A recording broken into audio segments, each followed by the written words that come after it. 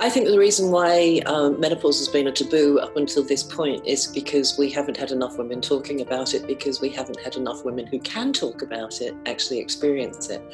People seem to forget that equal opportunity legislation only came in 1975, which means we are the first generation of women who had the legal right to work in most professions. And so we're now just seeing the first round of women that have been through menopause that have got any power to stand up and say that we should talk about it. And yes, absolutely, we should talk about it. Previously, the change was seen as the change from going from being a fertile woman into getting ready to die. That's no longer the case now that we have longer lives. Menopause is actually the point of the middle of our lives, not the bit close to the end. It's really important that we include in this conversation that it ends, that we're only talking about a few years in the middle of a woman's life, and I mean only a few years. I think it should be treated in the same way as puberty is treated for teenagers, and that women should be given a lot of space.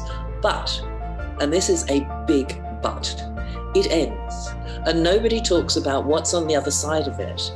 For the women that all of a sudden find that they have more imagination, more inspiration, more confidence, because the lack of baby-making chemicals going through your bodies means that we are actually in the prime of our lives.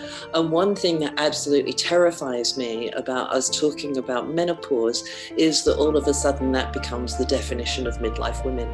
That is not the definition of midlife women. That is a few years in the middle of our lives.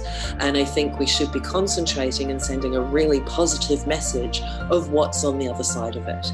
So that's really, for me, is the most important thing. The last thing we want to do is create a new stereotype of midlife women of being hot, sweaty, mad women, instead of powerful, inspired, full of energy leaders ready to jump out and change the world.